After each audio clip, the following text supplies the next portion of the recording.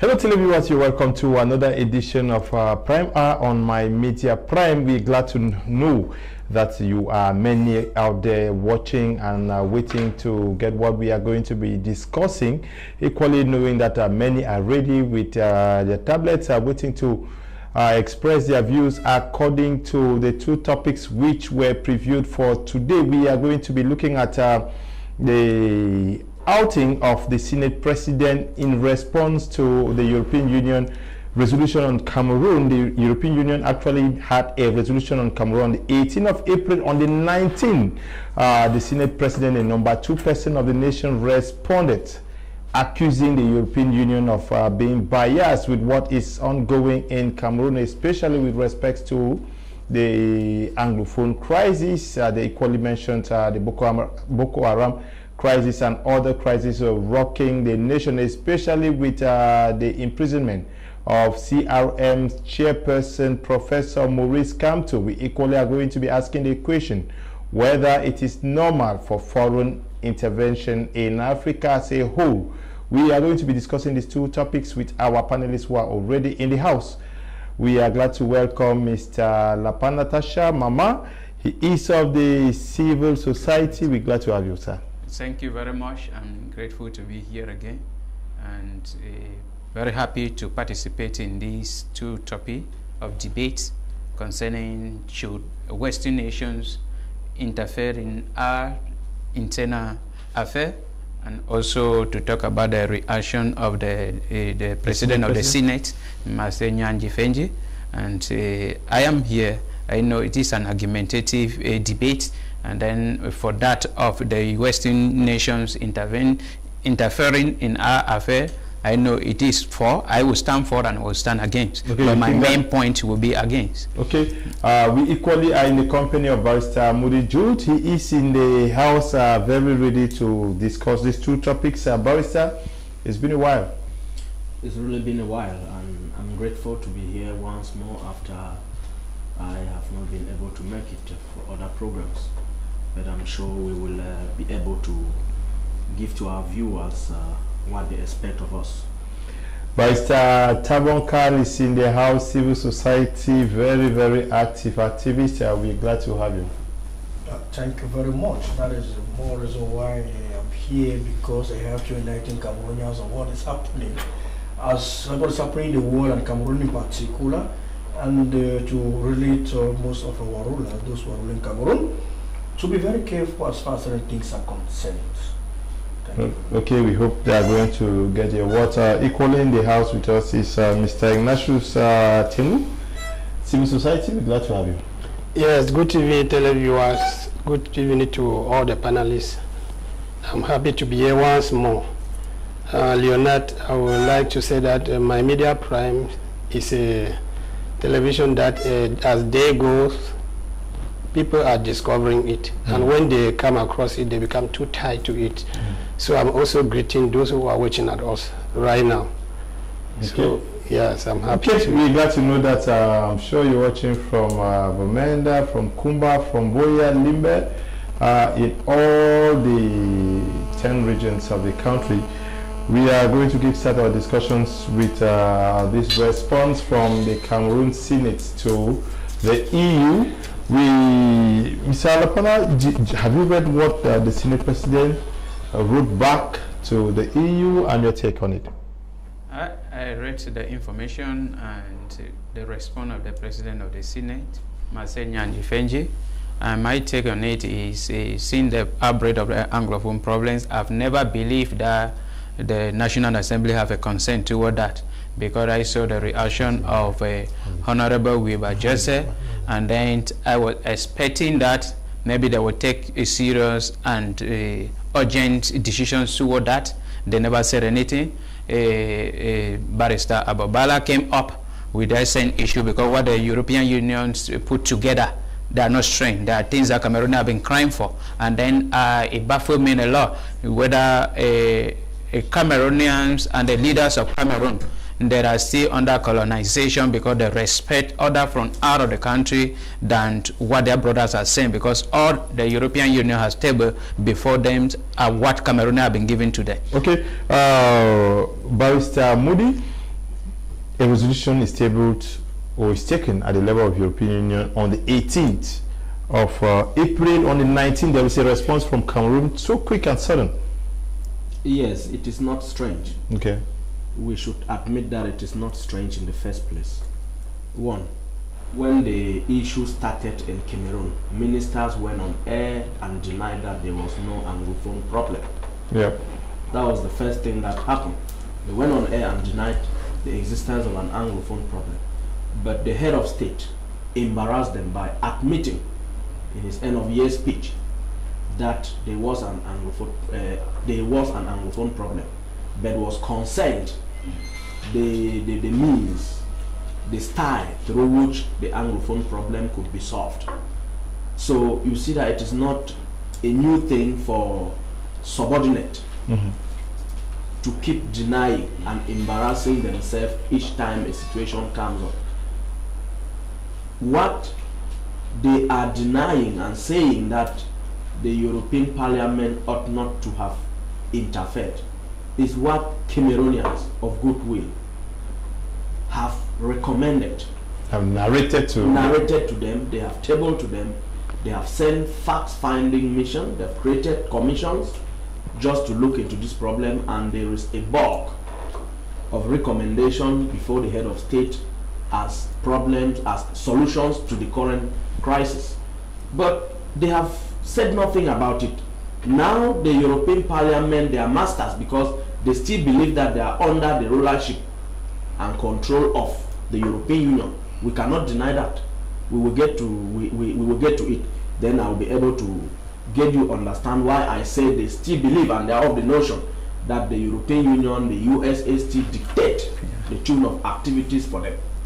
So when we move ahead, I will be able to expatiate on that. Okay, I'm sure you are going to elaborate that when we start discussing how European or Western nations are intervening in African affairs. I want us to look at the points raised by Senate President Senator Nyat and Jifenji Maxwell, one after the other. In this response, Barrister Carl, the Senate President says the government has spared no effort in providing solutions to the problems faced in the Northwest and Southwest regions since the problems started. That is when the unionists tabled the problems to the government, that the government has spared no effort in trying to fix the raised woes. Mr. KUM LEONARD, I am, before I begin saying something, I'm ashamed of our assembly, that is the Senate and the National Assembly. I was really disappointed in the Senate and National Assembly because I could not imagine, since as the parliamentarians clamor that the Anglophone crisis, they should say something in the parliament.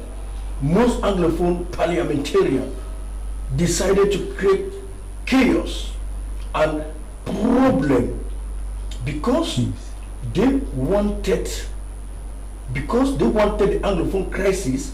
They wanted the National Assembly President in the name of Jibril, who earlier even answered the European Union as far as the Anglophone crisis was concerned. None of them made mention of it. We get back to the Senate when the eldest man of the Senate in the name of Senator Mukete came out and cried that Anglophones are suffering. Nobody, the Senate President didn't mention anything. Because the EU said something as far as the crisis ongoing in the Anglophone regions. Yeah, but we should also understand that the Senate decided to send out a communique saying that we, especially me, have been clamoring over all the medias in Douala that the Anglophone problem is a serious problem and we need an inclusive dialogue. The Senate, the National Assembly, both the leaders, be it Kabahege Jibril and be it Senator President Nyat Jifenji, no one of them has ever said anything as far as that is concerned. I will come to bear to accept what my learned colleague said, that when it comes to colonial masters, some of our leaders now believe and think that because the colonial masters have spoken, they have to react. It therefore means we still remain dogs. Like one governor in the southern region of Cameroon said it clearly that, go and tie your dogs. We do not want colonial masters again. And I'm saying this, and I'm saying it loudly. Yeah, we do not want colonial masters. Government. Can you respond to my question, Barrister? My question to you is that the Senate President tells the European Union that the government has spared no effort in providing solutions to the existing problems. That is why I'm telling you. Mm-hmm. The government has said nothing as far as the Anglophone crisis is concerned. They make certain things. I will not come back to 2006. The National House of Assembly. The government will tell you that after the worries were tabled, the other laws were translated. They'll tell you there is a common law bench at the Supreme Court. They'll tell you a department was created at the level of ENAM, and that there is a bilingualism commission and other commissions created. Those are some of the things. Can you allow me to answer your question? Okay, yeah. Give me the time to answer your question. No, there are other panelists. I know that there are other panelists. We are here because we want to make Cameroonians, especially English-speaking Cameroonians, to understand certain things in life. Okay, yeah. So allow me time to analyze your question, please. I want to tell you one thing. Yeah. The government has not made any effort to solve the Anglophone problem. Why? I will be very explicit. When this problem started in 2016, we had leaders who could talk to the people, and the people would absorb what they were saying by them. It was Barrister Bala and one former professor and Tassan. These were the people who formed what we call a consortium to see into it that they should solve the Anglophone problem crisis. Some ministers came to Bamenda and said, even though we are here, we have not. There are certain things that will not discuss. Will not say anything as far as these particular topics are concerned. That the nature and the state will not say anything as far as the state is concerned. If you want federalism, also we have not to say about it. Some decided to say there was not even an Anglophone crisis. When they discovered that these things, the Anglophones were serious, that's the more reason why they went to the extent saying that they will give to some teachers 2 million francs each, or 2 billion francs in the Anglophone region to take care of teachers, that wasn't our solution. I want to remind you that lawyers came out in order, as far as this crisis was concerned, they were flogged by police and gendarmes. Yeah, but you are raising this. Why don't you also look at some of the things done by the government as a response to the expressed worries? Do you know something? Do you know something? I have been saying it, and I will continue to say it. I will continue to say it. Before even the Anglophone crisis, we had one party, not even a party, the NCNC in Cameroon. Every 1st of October, these guys will go raise their flag. No one said anything as far as that is concerned. But the day this guy decided to address our leaders. Okay, let Mr. Inashus say something. Mr. Inashus, the second point raised by the Senate President as a response to the European Union accusation is that the state of Cameroon has been open to dialogue, has always taken into account the complaints of all social classes and provided appropriate responses. You are living in Cameroon. Has this been the situation?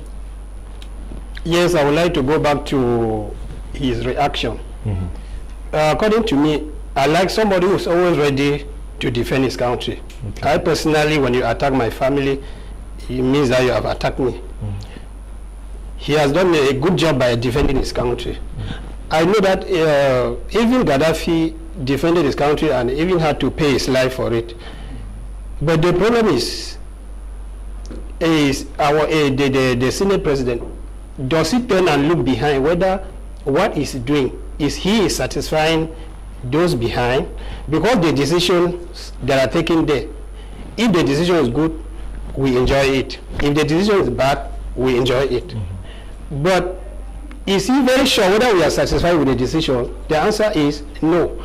Because as Barrister just said it here, I have seen the people who represent us in the National Assembly, both the upper and the lower house, have tried to bring the issue.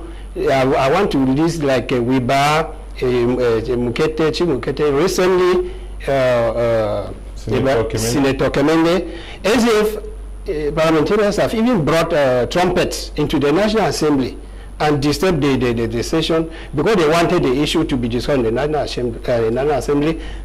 The board leaders refused. Instead, we are seeing our issue being discussed in European Parliament, in which I see that the right place that was supposed to be discussed is the Cameroon Parliament. Yeah.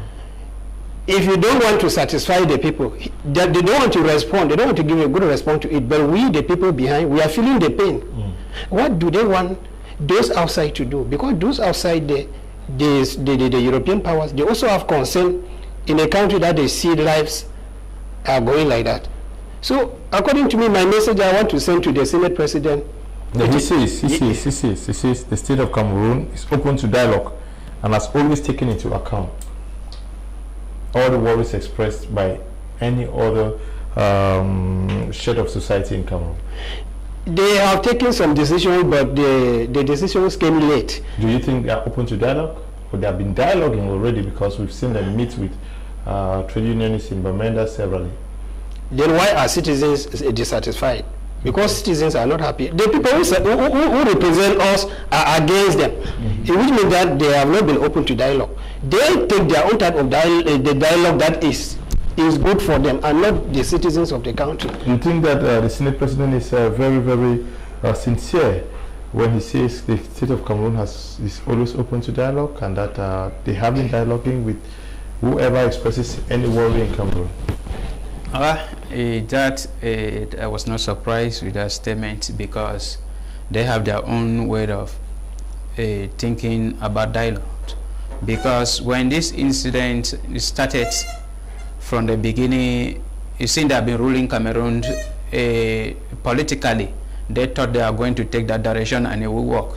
And then they have considered all those points, what they did in Bamenda through the Gogomos, thinking that maybe those are dialogue. Those things that they did in Bamenda was not dialogue. And then I say Cameroon has never opened to a dialogue concerning the Anglophone problems, because opening to a dialogue, refusing that they think the issue cannot be tabled in the National Assembly. Yeah, but I want us to take this thing also away. It is not the European Union resolution was not only on the Anglophone crisis. When they say they have been open to dialogue, at least they have been open to political dialogue, because it equally indexes Cameroon's government on issues of democracy. To make dialogue in Cameroon, I don't see it. Because we have a lot of problems in this nation.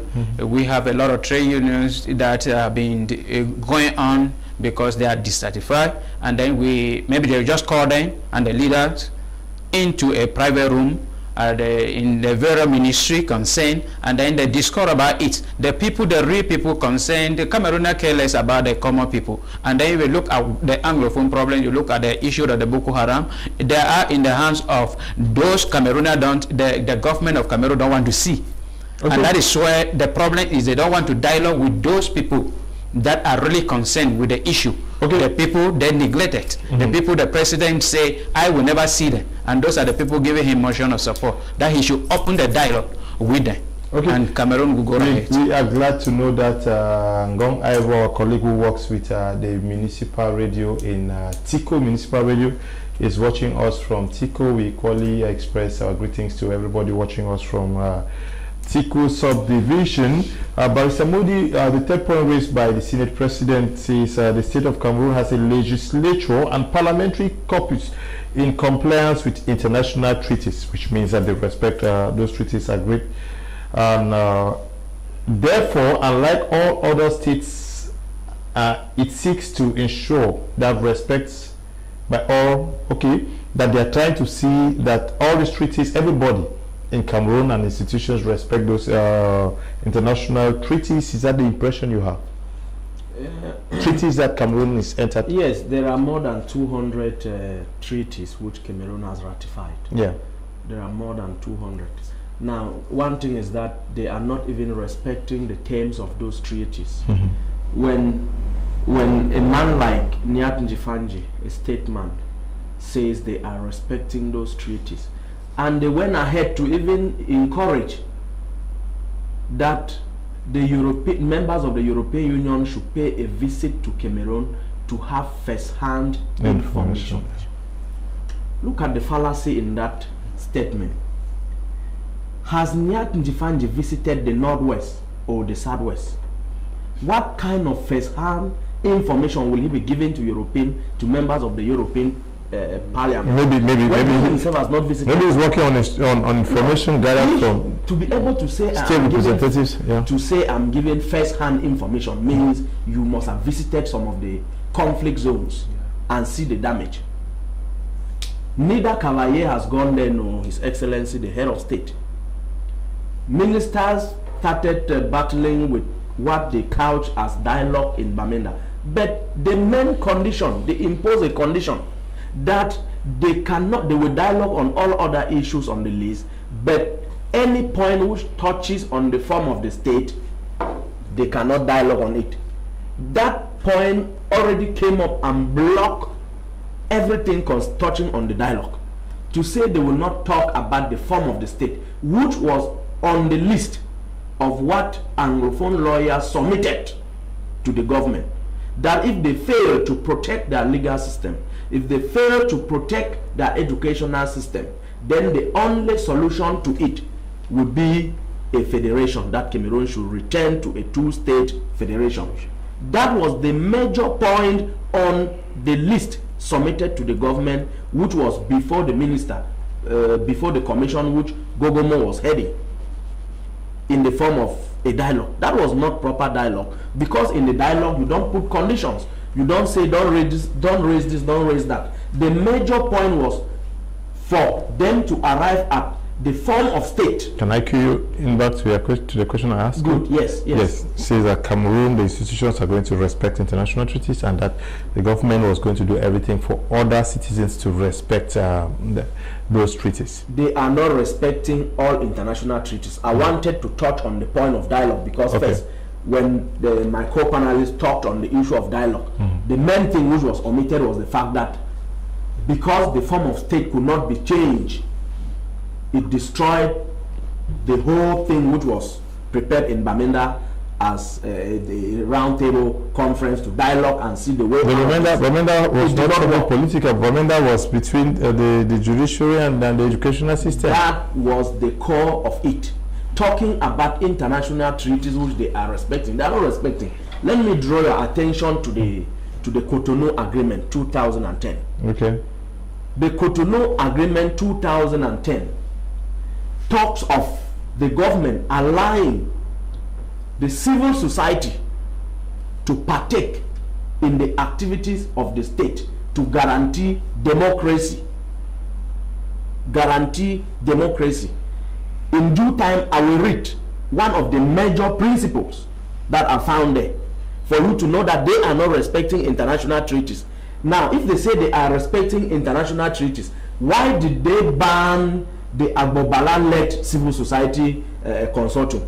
Why did they ban it if they were? Why do they limit their discussions to crisis? I am not limiting it there. I don't know of any commission which the people of the North created to see how they could solve the Boko Haram crisis. If I know of anyone, I will also touch on it. Did the people in the far North create any commission to see how to solve the Boko Haram? The resolutions equally touches on our democracy. It touches on it. It touches on our democracy. All that we are is poor democracy, bad governance that has led us into the position where we now find ourselves. Okay. If they were respecting international treaties, we will not find ourselves here. Burning of houses, indiscriminate shooting, that is violation of the Cotonou 2010 agreement, which the state of Cameroon signed with the European Union. They signed that agreement with the European Union, and they undertook to respect the terms of that agreement. That is just one of the agreements signed by Barrister Carl, the Senate President, Senator Nyanji Fenji Maxel, says since the accession to power of His Excellency President Paul Biya, he has committed himself to establish a firm democratic and liberal state under the rule of law, which grants access to free expression. You know, my learned colleague Riley said after the Cotonou Agreement will get far to up to 1948 International Convention. I hope you are relating that to what I just... Okay. International Convention on Civil and Political Rights, which Cameroon has deliberately refused to respect that particular convention, of which they ratified that convention. For example, I'll talk of the case of Professor Maurice Kamto and Co., who are all today in Kondengi or Yaoundé Central, Secure Central Prison, not because they did something, because in our constitution in Cameroon, the preamble constitution, it is really settled and stated there that there is freedom of expression, freedom of expression, freedom of assembly, freedom of protest. You can have the freedom to protest. And Article 65 of the Constitution, my lender colleague, I believe, says that the Constitution is part and parcel, the preamble is part and parcel of the Constitution, which some rulers in Cameroon will decide to do what they think, to intimidate the people. And in this extent, I've never seen a country in the world that the leading oppositional leader is jailed in prison for nothing, for no good reason. Do you think local citizens, like those in North and South and even Littoral and all over Cameroon, will be courageous enough to do certain things? I'll tell you no. Right. Before, there is one question which I will not allow you to dodge to maybe try to divert that particular question, which is very important. Before the European Union took over this issue, this is our case, and I know that after the European Union go to the Security Council, and the Security Council take away within the 15 member states. If the 15 member states do not agree, as far as the crisis is concerned, they'll get back to those who have veto power, the 5 member states in the world who have the veto power. And if they get to that veto power, my dear, I pity Cameroon. Do you know I pity Cameroon? Because what is happening in Central African Republic will meet us. If they discover that there is a veto power among those 5 states, I get to my brother. If they discover that there is a veto power, the only one we call L'OTAN, we call in English NATO. And that's exactly what happened in Ivory Coast, and exactly what happened in Libya. And that's why I'm telling, if the Nyap Jifinji and Kavayegi Jibri, if they want that Cameroon should avoid this type of situation in future, time has come for them. The president of the Senate says that there has been a firm establishment of a democratic and liberal state, which is also under the rule of law. I am telling you, this is a lie. Cameroonians are matured enough. This is a big lie. I'm saying the President of the Republic will not fool the people, because we know what is going on. In Cameroon, there is nothing like look, I am taking the case of, do you know how the Anglophone crisis started? Well, let me take the case of Professor Maurice Kamto. When you say Cameroon is not democratic or in a liberal state, we have you are quoting Professor Maurice Kamto, will it say political party? We have the likes of your man Cabral Libi and a host of others. Let me come. We are here talking. We are talking, please. Allow us to say the truth. Okay, go on with the time has come for us to really see into it that our problem, especially the Anglophone crisis, should be solved. Okay. People just stop playing hanky-packing games. Let us be realistic. I am telling you, when Mancho BBC came out in 2016, he said, we need only roads. Only roads. This guy is in Kondengi today. Slammed 15 years of jail term. My little colleague, I do know, it's 15 years of jail term. Slammed on that particular. He came out because he wanted that we should only see into the problem of roads in the northwest region of Cameroon. Okay. Are you telling me today that there's a state that respect the rule of law? Okay. I will say no, please let me come. And let us come to a leading oppositional party in Cameroon who came second after what they are saying. I'm telling you, I will continue to say it. Cameroon is the only country in this world that someone wins an election, with 71%, and everywhere is militarized. Okay. If the European Union, if they have shaken our local government, who cannot even hear the voice of the people, like what I'm saying here today, since I've been talking to all the medias in Cameroon, the European, our senators, our Senator President Bia and Kabaege Jibri of the National Assembly, they've been unable to reply. But when the EU said something, especially it did not even start with the EU, it started with the United States of America, the person in charge of African affairs in Latin America. The Cameroonian, they responded. Doesn't mean that we are slaves. And it comes to, I will repeat it, it comes to accept the fact that one governor in the southern region of Cameroon made it clear that go and tell your dogs. Yeah. We should stop pretending the Cameroon government has done nothing to this crisis. So they are just wasting the time. Fire us back, because when the EU want to intervene, they have investigated before coming in. The fire back is dead and buried. This is Flower Jutra writing from Bamenda. He goes on to say, what messages are there to send to EU? Have the President of Senate or President of National Assembly, have they ever visited the conflict zones? That is the Northwest and Southwest. They send their militaries to shoot and kill us, so let them pack well. So EU can push the bad government to pieces. Talk. Okay, Flower Jutra from Bamenda. We got your message. What we are witnessing is a confused system and signs of failures. Let us look for what is the problem, not fighting the European Union Parliament. Dialogue for how long? Okay, this is Ngong. I have a writing from Tico. This one says, good evening in the studio. The President of the Senate has nothing better to do than to sit and eat, because my people are dying in the north and southwest. What I propose is a referendum to solve the Anglophone crisis, which the so-called leaders don't want to accept. It's APA writing from Limbe. Mr. Ignatius. We do not even need a referendum again. The issue here is that the federal system should be given, and we'll get back to 1961. That's the truth about it. This is we are debating. I'm not sure what you are talking here in the capacity of an activist or a politician. I'm an activist, a civil society. Okay, but this is not a political platform. But it seems as you, somebody has not been touching your family. That's the reason why I said it's not a political platform. Not a political platform. I am telling you, Mr. Leonard, it's not somebody has not been touching your family. Mr. Ignatius, I'm sure we do not bring families to express what is for their families.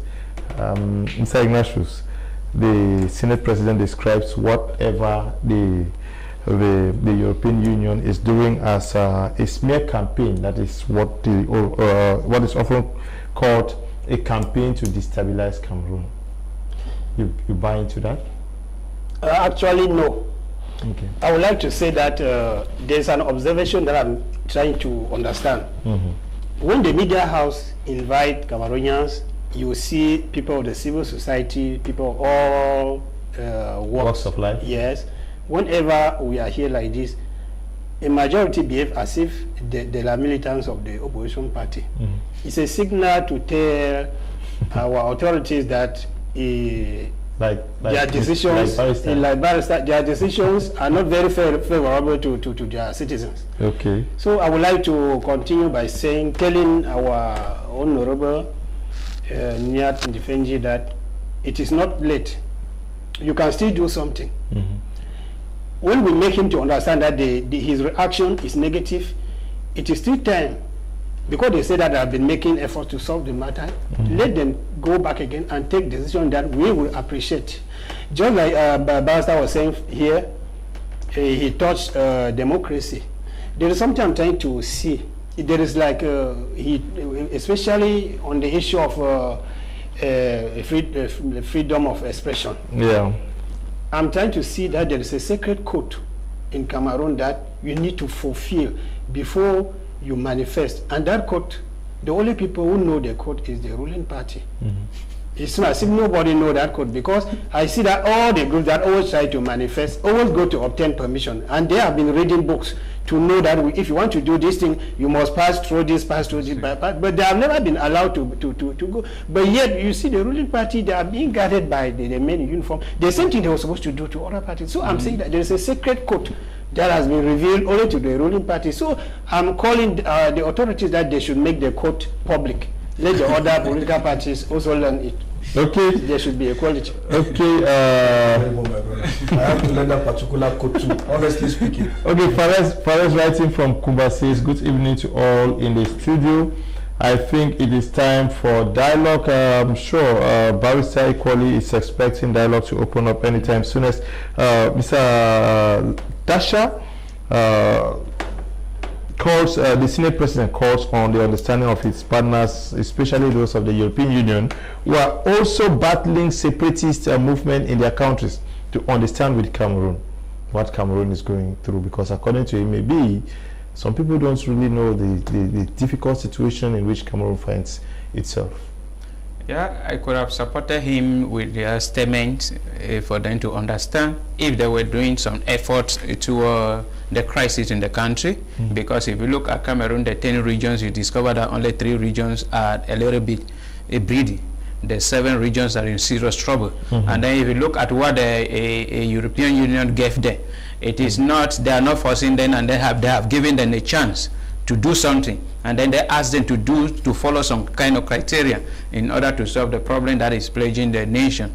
And then if they are looking at it to be like it is a problem from the European Union, I say no, it is not a problem, it's just a call, because they say, first of all, say they plead on the AU and the United Nations to come in and then look into the trouble, and then they also ask the Cameroon government to withdraw, to release a prisoner who are in prison, and also to remove them from a Francophone court, the Anglophones that are found in judged in the Anglophone court, to bring them back to to be judged with the Anglophone system. So I don't see anything that is threatening. It's just that they never believe, because of all what they have been, because seeing the outbreak of Anglophone problems that was, I believe, was being caused by the CBDN when they went to Buya on the 8th, on the 7th, and then they were to go to Bamenda on the 8th, and many people informed them there was a rumors going on that if they appear in Bamenda with any political rally, it will cause a trouble. And then they forcefully went to Bamenda, in which caused this problem where Mancho Bibusi came out crying for the route in Bamenda in front of them, but they never give him chance. I say it is time for them, that they have given them another chance to look into the trouble that is plaguing this nation. And then there is nothing there that they have to be looking at it. Maybe the European Union are forcing them to do something extraordinary. That are asking them to pass through the peaceful way. Because if they were to come and then maybe forcing them, they could have been coming with the military or asking the government to resign. But those things are not here.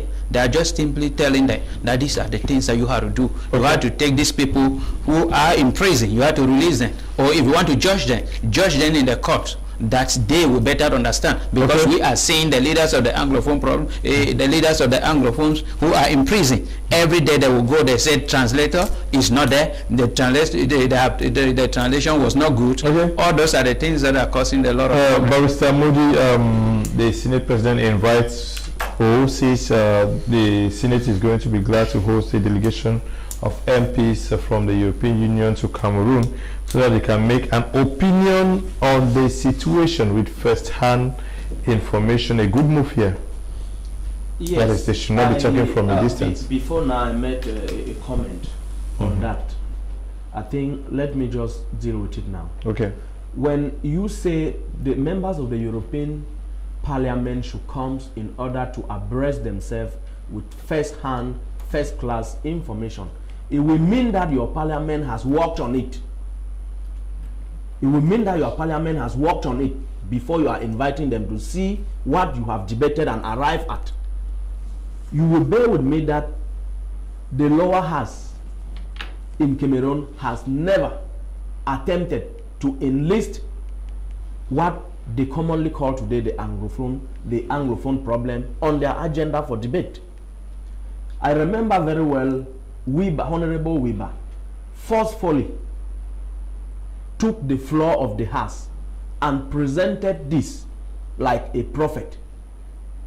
The aftermath of it was that there were rumors of him to be arrested, to be dealt with in one or two ways. Today, we no longer hear of Weber, we no longer see him in the parliament. That tells you there is no freedom of expression. You can express yourself in whatever manner you want, but there is no guarantee of liberty after expressing yourself. That happened to Honorable Weber. How do you not expect citizens to go go on air or discuss the issues that are plaguing the countries freely. Nyab Njifanji, who is of the Senate, the upper house, he is weak. By virtue of his age, he is weak and fragile. He knows nothing about what is happening in the Northwest. He knows nothing about what is happening in the South. No, but he watches TV, he receives reports. The information is not only limited to TV. Maybe some people will go on air and will not pass the right information. But I'm telling you that even the Bilingualism Commission, which was created because of this same problem, has made recommendations to the head of state, which means that the Senate should be aware on of it. what should be done, and the Senate should be abreast with it. Now, this is a country. We are talking of the House of Assembly. That is where we have our representatives. We are talking of the Senate. These people were voted by us. Let me say they were voted by us. Whatever transpired for them to appear there, they were voted by us, and they are there to represent you and myself. Now, if we are fighting and those who are supposed to represent us are tongue-tied, they cannot discuss on it, they cannot sit and talk on it, then what else are they doing in the glass house? What else are they to discuss there? What is so important that affects the state more than the security situation, the security challenges in this country that they cannot discuss? When they were passing the terrorism law 2014, we had no security challenges in the Northwest and the Southwest. We had security challenges in the far north with Boko Haram. But how many members of the Boko Haram cabal we have seen them tried in the military court? Tell me just one. How many members of the Boko Haram cabal we have seen tried in Yaoundé since the enactment of that law? Okay, good evening. Good evening to all of you in the studio. I wish the president and his cabinet visited the main conflict zones like Manfi, then they will understand the grievance of Cameroonians. The president sending his ability to brutalize people. The old folks don't respect the written constitution. Please let the European Union do something. This is Clinton. Eno writing from Boya. Hi, I'm Robert from Kumba. Regarding the fireback, what do you expect from a woman who is maltreating a relative child? She can never admit it. This one says, good evening, my people. The government hates the English-speaking Cameroonians. That is the bitter truth. This is Hawa. Is writing from Yaoundé. We are moving over to the newsroom to find out what news stories made headlines today.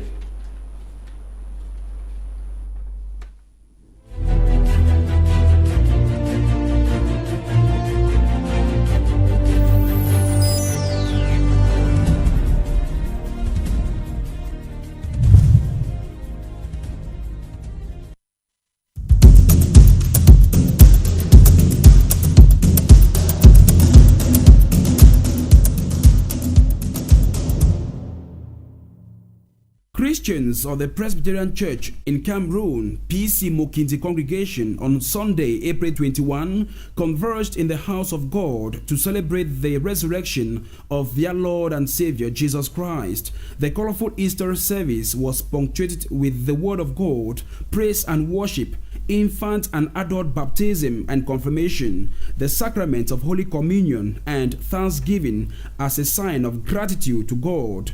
Preaching on the theme Faith with Work, drawn from the Gospel of Luke chapter 24, verse 1 to 12, the guest preacher, Reverend Asampa Lucas, encouraged the faithfuls never to doubt the resurrection of Jesus Christ, but put their faith in action as Jesus Christ did on the cross of Calvary. Some of the Christians who took part in the sacrament of baptism and Holy Communion expressed their joyful Easter tide. Today I'm very happy because I have been confirmed, and I thank God for keeping me alive today. Pray that let Him continue blessing my mother, let Him give them the strength to continue providing for us, and I promise that I'm not going to let them down. Easter is the day when Jesus died and He resurrected, and I'm very happy and I thank God for my life. I feel good because it's very good when you're in Christ. It makes you a new creation. Thank you. Easter is the day that Christ resurrected and He left the earth to heaven. At the end of the divine service, Christians went home to celebrate the victory of Jesus Christ over death with their families and loved ones.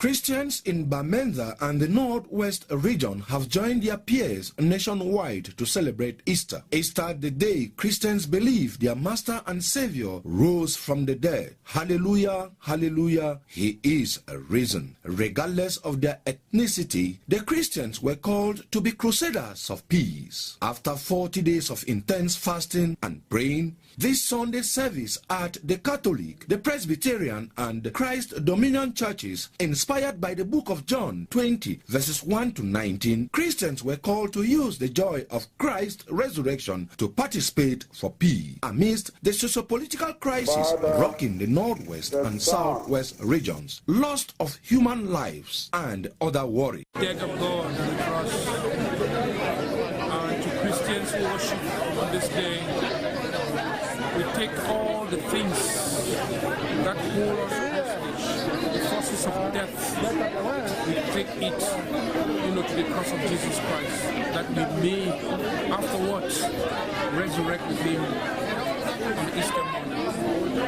But so specially, we pay tribute on this day for at least beloved ones who have died, sometimes innocently. The faithfuls acknowledge that Jesus' resurrection is the supreme expression of God's friendship with all. Easter is noticed as a date where Christ resurrected. The resurrection that God is talking about, it should be we repenting, coming out from sin, and living a righteous life. That is where you see yourself as a true Christian, a true born-again child of God. You turn away from sin, turn away from occultism, turn away from wishes, turn away from everything that brings disgrace in the kingdom of God. Using the words of Christ, peace I give you, my peace I give you. The Christians were invited to celebrate Easter with the message of peace and put an end to the violence, working together in building our country, Cameroon.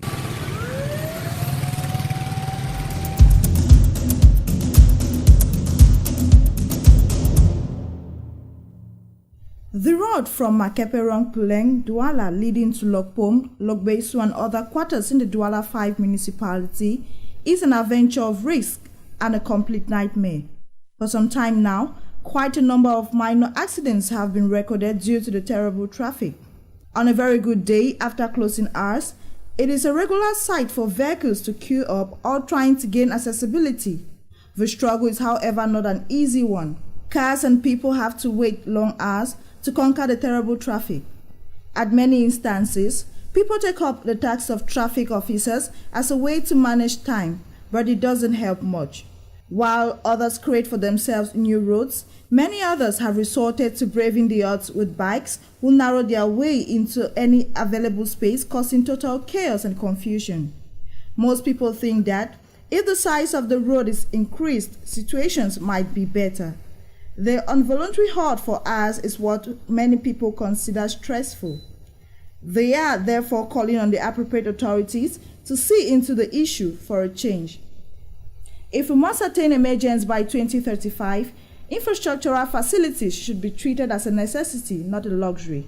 After all, Cameroon is the cradle of our fathers, whose worth no tongue can tell.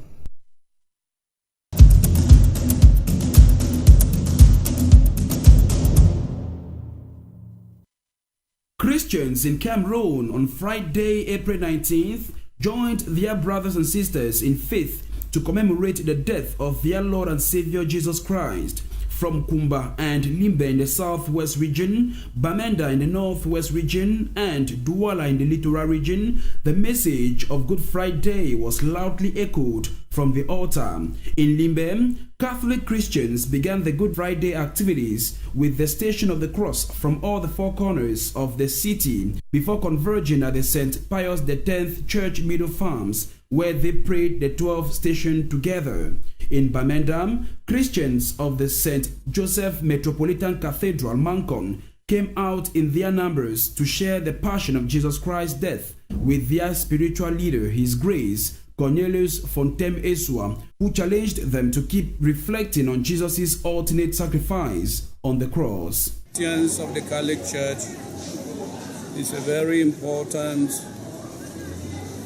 way of meditating the sufferings, the passion, and death of our Lord Jesus Christ. Meanwhile, in Douala, Presbyterian faithfuls of PC Bonamusari came out in black and red attire to weep for their Savior's death. The solemn divine service that lasted for 5 hours was led by the spiritual leader, Reverend Mickey Hans Abiam and Reverend Gomer Paul Mboge.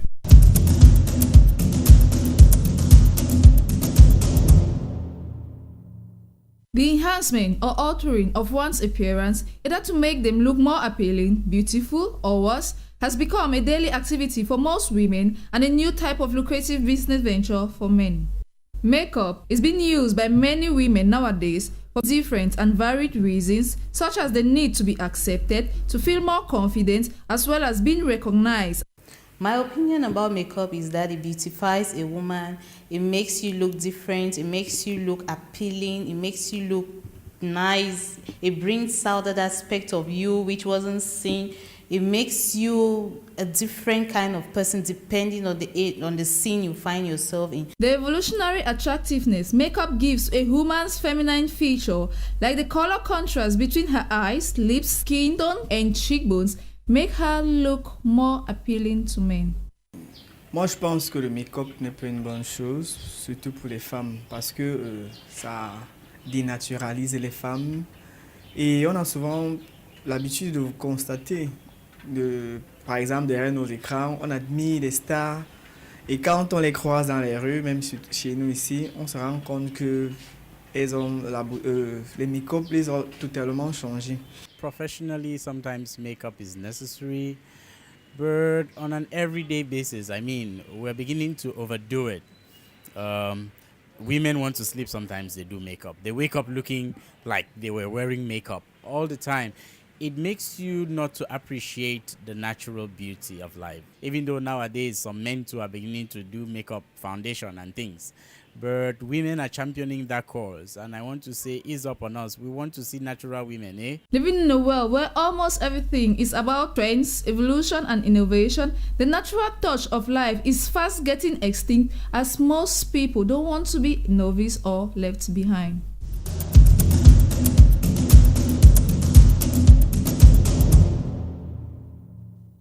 Tanzanian referee Jonisia Rokia Kabakama has become the first woman to officiate a men's AFCON match between Senegal and Cameroon in the ongoing Under-17 AFCON in Dar es Salaam, Tanzania.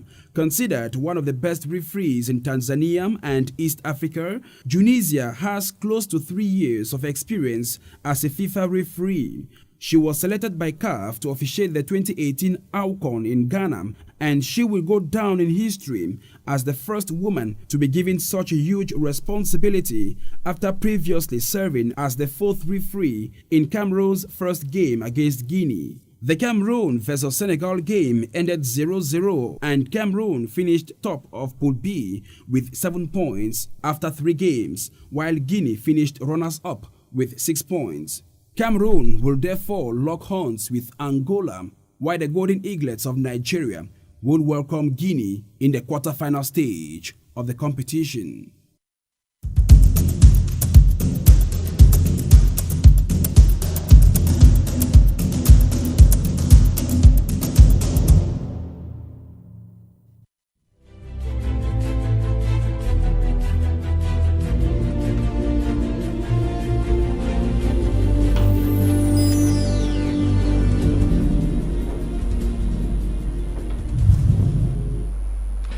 Welcome back. You are watching Prime Hour on My Media Prime. We stay with the newsroom to find out what our newspapers had for their readers this day.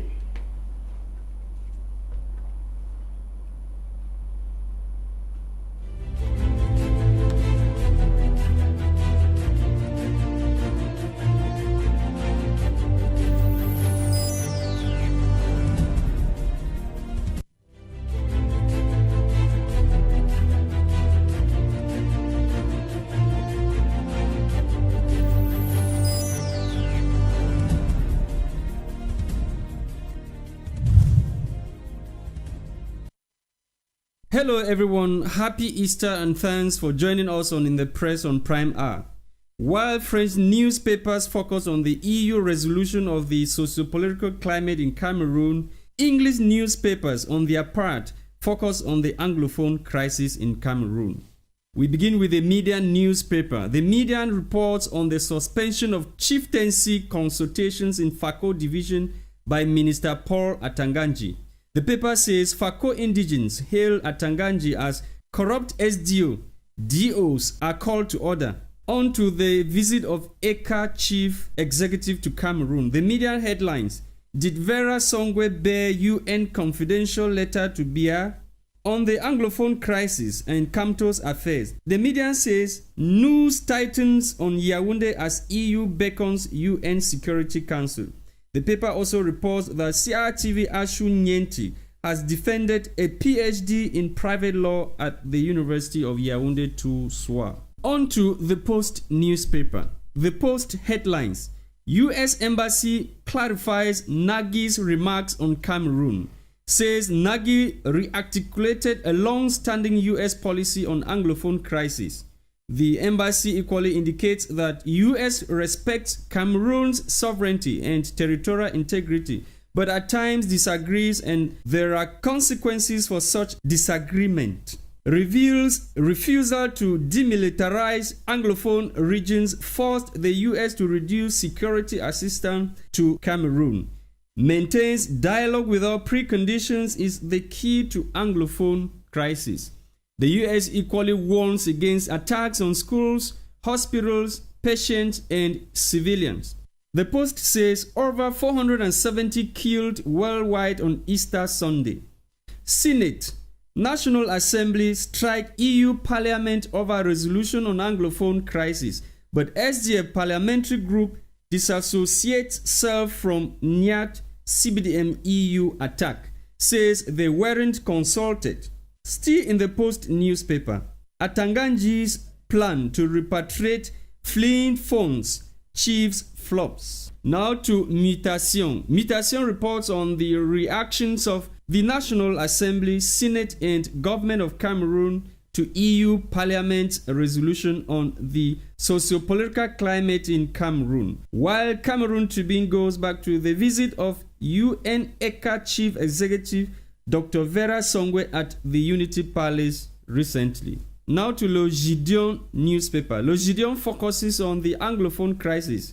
The paper says Defense Minister Joseph Betty Asomo condemns Human Rights Watch for blaming the military. Le Gideon also says EU urges government and separatists to support proposed Anglophone General Conference by His Eminence Christian Cardinal Toumi. Blames both camps for atrocities on civilians. The paper is asking change in French diplomacy, a preparation for a post-Biya era. Le Gideon also reports that court rubbishes CRM case against Minister Atanganji Paul. Now to Le du Sahel to talk governance. The paper says corruption at Camwater. Ministry of Water and Energy calls for a crisis meeting today in Yaoundé. The paper reports that over 10 people were killed over the weekend by Boko Haram in the locality of Chakamari in the far north region of Cameroon. Now to the Star newspaper. The Star equally focuses on the Anglophone crisis. Says international community draws sword on Cameroon as Amnesty International, Human Rights Watch, EU Parliament condemn human rights abuses and violations in Cameroon. Accuses the nation of torture, killings, burnings in the northwest and the southwest region of Cameroon. Demand Professor Kamto and followers be released unconditionally. The Star also says prices of basic commodities skyrocket as the crisis in Cameroon exacerbates. And finally, to the lone English daily, The Guardian Post. The Guardian Post also focuses on the Anglophone crisis. The paper headlines: Yaoundé strikes back at EU over biased position. External Relations Minister, Senate President rush to government's rescue after the EU's tough stand on socio-political situation in the country. but SDF lawmaker describes Senate's reaction as shameful. 21-man commission proposed to restore sanity in the PCC. The paper also reports that 54 billion francs CFA Chinese grant to construct National Assembly building in Yaoundé. That does it for In the Press on Prime Hour. Stay tuned for the rest of the discussions with KUM LEONARD.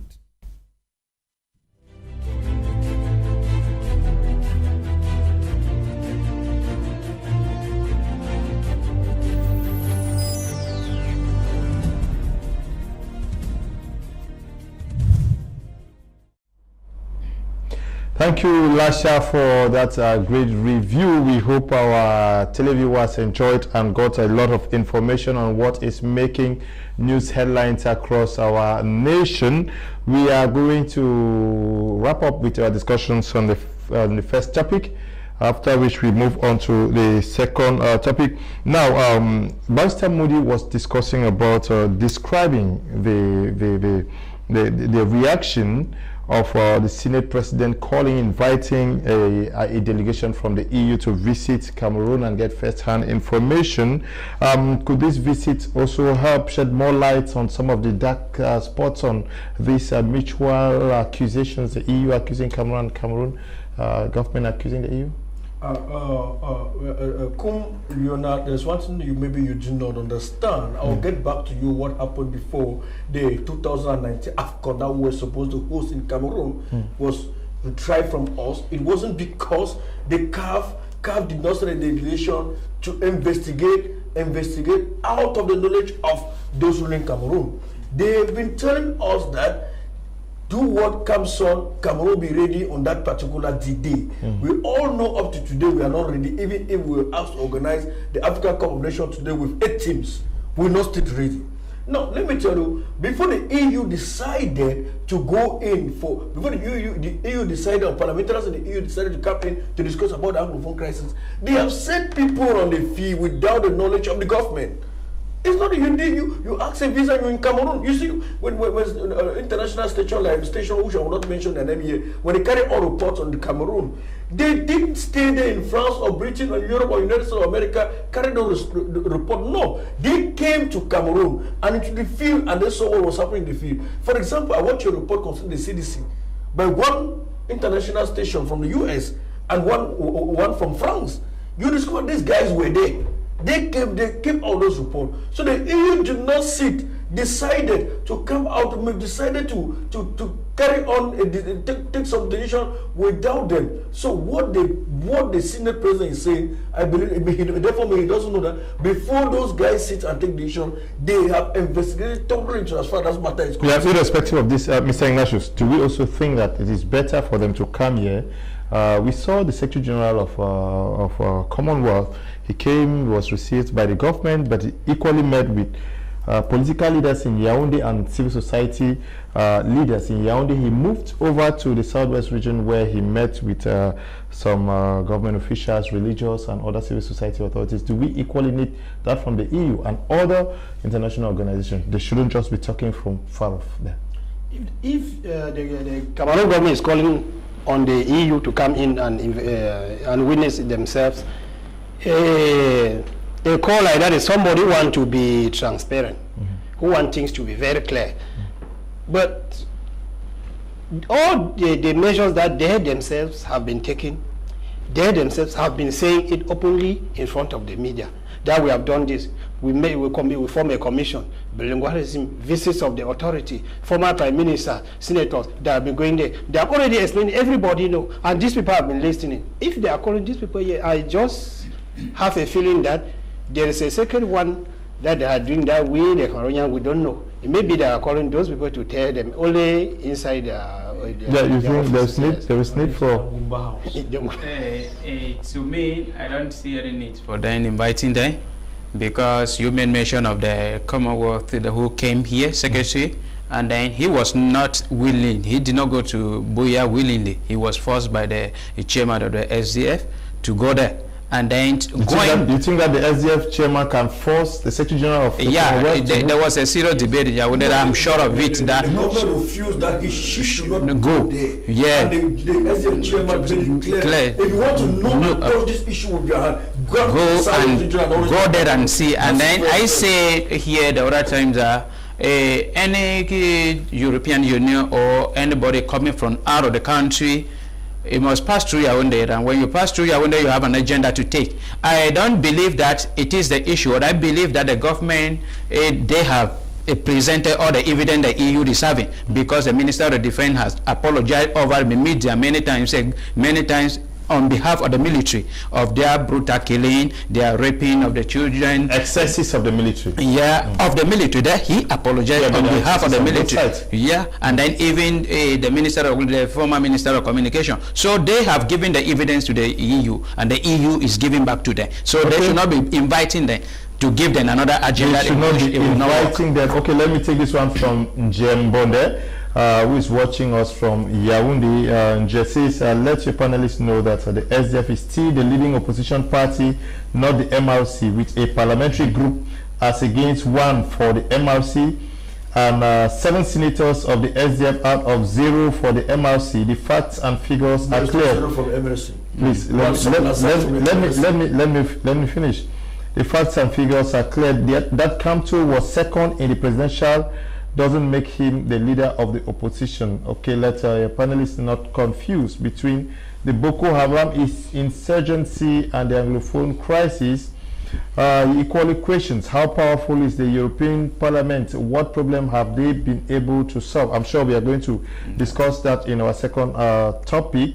He says, I agree with Mr. Ignatius. Let's solve our problems ourselves genuinely and not hope on the EU, who are fighting for their interests. He could look at Cote d'Ivoire, South Sudan, Libya, and co. Have they provided answer? Okay. Thank you, the Political Desk editor for the national station in Cameroon. Good evening to all in the studio. The EU have given a big blow to Cameroon government, and with what the Senate President is saying is just covering the regime. And if the EU is coming, they are wasting their time. The information they have is fast, clear. This is Peter writing from Bomenda. This one says, moderator, please allow him to talk. I'm sure I've allowed them to talk. When you write, give us your name and where you are writing from. Hello, Ta Elvis is watching from Boya. He's our colleague. Thank you for letting us know that you're watching us. Cameroon government is not too good. Cannot make a way for dialogue in any way. Okay. This one from Tiku Felix watching from Boya, I'm sure. Good evening, Leonard, and everyone in the panel. It is so funny when a country like Cameroon, who runs to Europe for assistance, when in financial crisis, is asking the same people to mind their business. We don't have any Senate or Parliament in Cameroon, but people who are representing the interests of their colonial master and defending their own interests. Leo, the Parliament and the Senate have nothing to do but what France instructs. Following what happened at the EU, you realize that France was the only country defending Mr. Biya. So the fast response by the Senate President was a prepared message from France, the colonial master, knowing the intensity of the matter after the EU summit. This is Tiku Felix from Boya. We are going to discuss our next topic that is asking the question whether Western nations should intervene in our African affairs. We have seen what happened in Libya. We equally have seen what happened in Cote d'Ivoire, like Njembo raised earlier on. I start with you, Mr. Ignatius. How truly independent are African nations? For that fact, I will start from somewhere. Okay. I'm one of those people who don't overlike the intervention of particularly the Western war into our internal affairs, because what our forefathers went through since the period of colonization is a memory that when we see like that, it makes us feel very, very sad. So if we could live ourselves without their intervention. But there is something wrong. Okay. Politics in Africa has made the Africans to be in a state of a dilemma. We are confused whether to accept Europeans or to live ourselves. Why? Because in Africa, I can quote just those countries that I know. A majority of the presidents, when they come to power, they are never ready to leave. I can see only South Africa, Ghana, Nigeria, maybe some that I don't know, that you see a president leaving power without a gunshot. The rest don't like to leave power. So by the time the citizens try to react, they respond with force. So this thing now is making people to be frustrated. We are now accepting the intervention of European power, not because we overlove it, because that is the only option that okay. That's the only option. You've not answered my question. How independent is African countries? Honestly speaking, before I get to your question, even though I'll answer your question, you know, most of our African countries, especially French-speaking African countries, or the countries colonized by France, most of them, as far as Central African states are concerned, most of them are not totally independent. Okay. That's the more reason why you see most of this country, when my plenary colleague Riley said, one of the co-panelists said it, that when it comes to borrowing money from the European Union, there's no problem. Immediately they intervene, there is a problem. I am coming to tell you the reason why I would not even like that the European or maybe the Western world should really intervene in Cameroon. Allow me time to explain it to Cameroonians so that they will hear. You know, the United Nations, the European Union, and whatsoever that we have in the Western world, they've never solved any conflict in Africa. For example, let's take the case of the Central African Republic, which is just our neighbor, and let's take the case of Libya, what is happening in Libya to what is happening in Ivory Coast, where the OTAN intervene or the NATO intervene to maybe chase out a president. So let me tell you, I am begging on those ruling Cameroon. Right now I'm pleading and begging with them that they should make sure that the Anglophone crisis and whatsoever my co-panelist said, we have only 3 regions in Cameroon. No, we are left only 2 regions in Cameroon that are not in war, because Douala, Littoral, and especially Mombanga has been attacked. So we are only left with 2 regions in Cameroon. The question, the issue here, I want the Cameroonian government to understand. Please, it is right time for them to solve this Anglophone crisis. Before you remove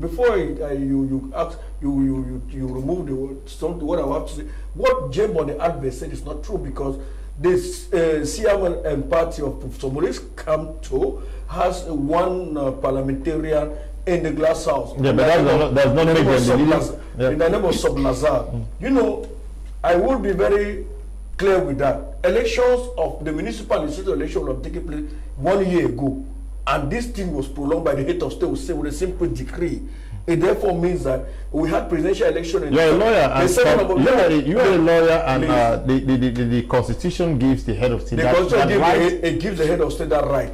But we are talking of the next election that we had 8 years later or 7 years later. The CRM party came second for the presidential election is concerned. I have not said, nobody has said here that the CRM party is the main. Okay, you made your point. You have made your point. Yeah. Let me conclude. Let me conclude. Briefly. Yeah, briefly. I'll look at the camera and I'll talk to my people. I'll talk to Cameroonians. Cameroonian, my fellow compatriot. Please, you should know that the Western world has never solved any problem in the world. If we get back to Syria and all over, they've never solved any problem. And we should come together and solve our various problems. I'm calling on the government to see into it that they should solve the various crises in Cameroon. For example, we have the Anglophone crisis, we have the Boko Haram problem, we have the problem with the Salaka and the Balaka in the eastern region of Cameroon, we have the problem of kidnapping in the Adamawa region, we have the same problem of the Anglophone crisis. Okay, Barrister Moody has to talk. Good evening to everyone. The government is not serious. They are happy seeing people die. This is Dakar. Dakar is watching us from Ekona in Fako division. Now, Barrister, We have seen examples like the one cited by Council Carlson. We've seen failed attempts at intervening. Anytime they come, they leave the country in chaos. We've seen the case of Iraq. We've seen Afghanistan. We've seen all this. Should we even dream on the need for a foreign intervention in African internal affairs? You see, for the European Union or other Western countries to come in, it should be as a last resort. I take you back to Syria. To date, Syria is a big market for Western world to market their weapons. They have not been able to solve the problem in Syria. In Libya, they created a situation there, destroyed Libya, and today Libya is still fighting. If you see the kind of weapons they are using there, they are not being produced in Africa. We don't have a ballistic company in Africa, but we spend all our state budget purchasing military weapons. We are not purchasing them to do hunting in the forest. We are purchasing them to kill ourselves. Brothers. In all the wars happening in Africa, we don't see whites being killed. They sell us guns, we use the guns to kill ourselves. We owe the Western world a lot of monies. Military aid. Why should you be interested in military aid? We need roads. We need hospitals. We need to be empowered economically. But our various governments in Africa, they are interested in having more weapons. Let me tell you one reason why they are interested in military weapons: to suppress the citizen. They know when they take a gun up, you will no longer talk. So they need those weapons to suppress us. African governments, apart from Cameroon, are not ready to create an enabling environment for their citizens to survive economically. They are not ready. So the European Parliament sat and they made resolutions touching on Cameroon. Those resolutions are not bad. One thing which Nyat Jifanji will have been criticizing, which to me will have made a lot of sense, was the fact that the European Union is condemning the Cameroonian government for criminalizing homosexuality. People are talking about the parliament, the EU parliament. Look at that resolution. There is one there which is condemning the state of Cameroon for criminalizing homosexuality. That is the clause which Nyat Jifanji will have been condemning, will have been talking about, and not the other things that are facts which can be proven. You know, you can do so many things, but facts remain the same. All that the EU have said, they are true, but they are still giving the state of Cameroon the latitude, the time to handle the crisis as an internal issue. There will be time when it degenerates. You know, the separatist fighters, they want to create an international awareness. That is one of their objectives, and they are succeeding. They are succeeding. Why would the European Union sit and debate on a situation in Cameroon, whereas they have not visited the northwest and the southwest, whereas they have not visited the Boko Haram activities in the far north? Now, the Boko Haram activities is another thing altogether, because you see there are countries that are struggling to fight terrorism. But what is happening in the northwest and the southwest is not strictly terrorist activities per se, because they were forced to carry arms. Okay, they were forced to carry arms. We don't know by who. I'm Gideon, watching from Boya. On my point of view, Western nations shouldn't interfere in African internal affairs, because most of those countries are not interested in the political affairs of African countries, but are interested in their selfish interest. More to that, shouldn't be allowed to interfere in our affairs. Mr. Tasha, can Africa actually cut off ties with the West, given that we've gotten into huge debts with institutions like the IMF, the World Bank, and today, can we say we no longer want them? Well, I said I am one of those who usually support Pan-Africanism, and the issue of a European country or Western country coming into Africa, it is not today that I'm standing against. In other stations I've been talking about, look my letter through many people, maybe if they have those who are having it, that is my point, that your success is your responsibility. If friends, relatives can help, but the whole responsibility is you. And they're looking through history, from slavery, through colonization, up to this point. I will say that Africans, they don't have independence yet. And then I'm saying that they should stand up and fight for their independence, because you will not give people independence on papers, and then everything is with you people. The economic of Africa is in their hands. Everything concerning Africa, they are interested in the things that are found in Africa, because Africa is one of the richest continents, and they are interested in those things. And Cameroon is not different. If they are coming into our internal affair, I look up to the Europeans, the Western nations. They are rich, that they should use their times, they should use their energy, they should use their development, they should use their mind, and then to help Cameroonians, to help our country in the domain. They are taking timber out of our country, and our children are sitting on the floor. They are aware of that. They are seeing it. They are keeping all the money we are working, even the one the government are stealing from us, they are keeping in their country. Why can they not send it if they want to help us? I look it in this way, that they have never solved a problem, as already said, in Libya, in Ivory Coast, in Afghanistan, in other countries. You discover that American is making the highest budget is coming from the sale of these world weapons. And then I'm saying that they are coming in Africa, they are coming in Cameroon, is just for this purpose. And they are looking just for opportunities to influence rebel groups in country. And then I stand against that. They should not, we should not give them a chance. Okay, we should solve our problems. But my question actually hinged on the fact that we are yoked. We are actually I'm coming to. I'm saying that we can do it. We can cut the link between us and European nation. First is, we are Cameroonians, we are using the CFA francs. That is first where we have to start. We create our own currency. We Cameroonians have to believe and change our mentality. Comes together that there is a problem in Cameroon, we have to solve that problem. Because the letter I wrote concerning the Anglophone problem was for Anglophones to join together, trustworthy Cameroonians, Anglophones to join together, and then form an organization, a neutral body, to fight and to call for dialogue.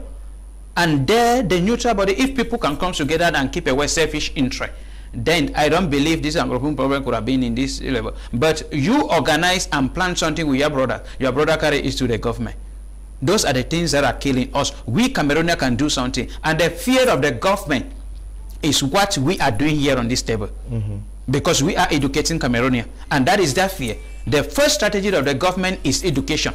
If Cameroonians are educated, problem will happen in this country. Stealing will stop. Embezzlement will stop. And those are the things that they are fighting for. And then I believe that if we can unite together, we fight and educate and update our educational system, we will cut the link. Let me do something. Let me intervene. Briefly, yes, briefly. We are independent. Yeah. Some to a certain extent politically, but economically we are not independent. Now, it is not the USA, it is not the European Union that tells a Cameroonian ministers to embezzle 100 billion. It is not the European Union. We have killed our economy by ourselves by allowing ministers to take more than they are entitled to. A man should not be earning 750,000 francs a month, and you see him driving in a car of 70 million, and you don't subject him to the police to question him, and you allow him. You instead go ahead and appoint him into a better portfolio to continue to loot. It is not the European Union that dictates that. The European Union is instead educating our government to fight corruption. So many treaties which they have signed is to fight corruption. We embezzle money from here and transport the money to Europe. You know, when you come to save money in the bank receives it as far as the bank what I'm saying is, they stand a better chance to help us. Okay. They stand a better chance to help us. I'm sure their banks are there to make profit. If you bring money, the banks are there to make profit. I was trying to say that the question was, are we really independent? I would say no. And the point I will stand on is that you will see, if it happens that an authority comes from somewhere here, the people that are going to consult is the president, the ministers. We, the people here, they will not come and consult us. We mean that there are certain important issues pass through them. But I'm trying to say that we are not independent. The people even making us to remain dependent are our leaders. You observe that there are situations that are not really official. Like most of the African head of state, they go and seek for support from Europe, from the European powers before coming to. It's very look, Gabon and Ivory Coast. It's clear. The Chinese have started freezing assets in other support countries from Europe to come to power. I look at them. African leaders, they play the role of the bat. The bat is sometimes declared itself an animal because it is having the teeth.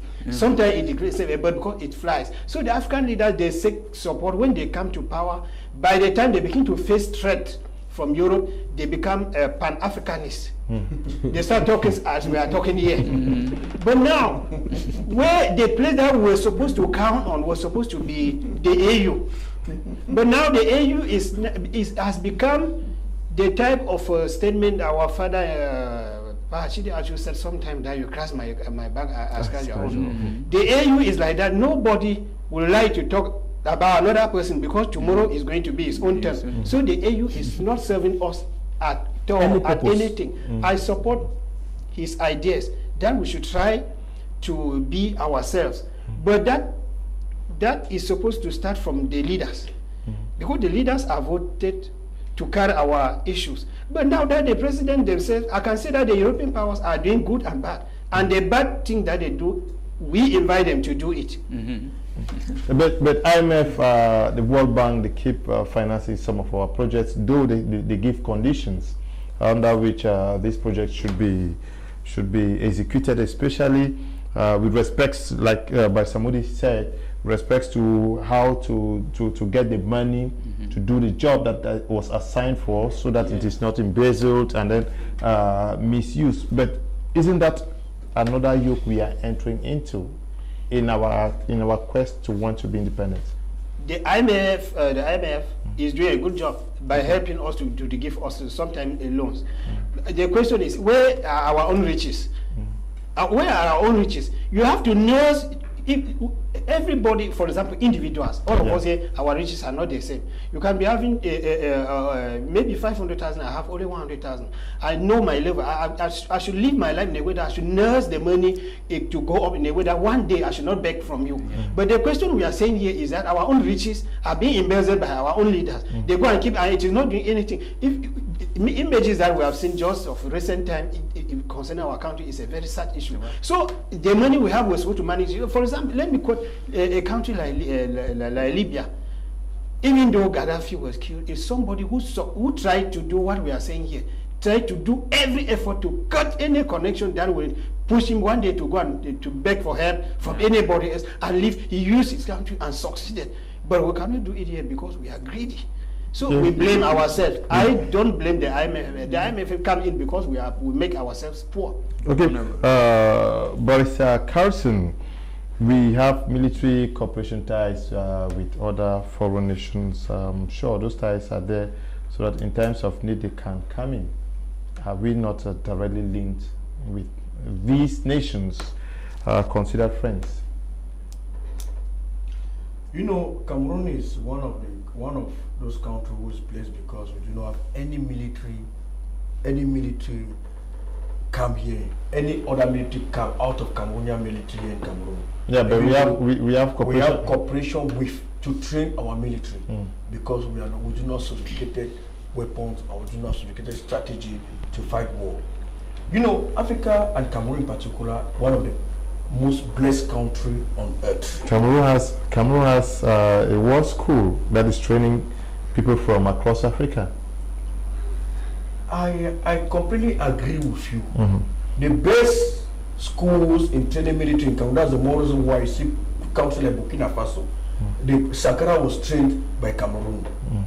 Blaise Compaoré was trained by Cameroon. The other person of Guinea who was shot the other time, was trained by Cameroon. We have these sophisticated military schools in Cameroon.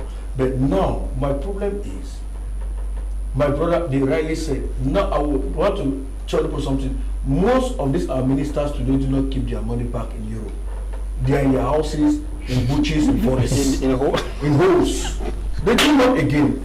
So that's the more reason why I am surprised that one of the richest country in the world is Cameroon. But Cameroonians are living in abject poverty. Why?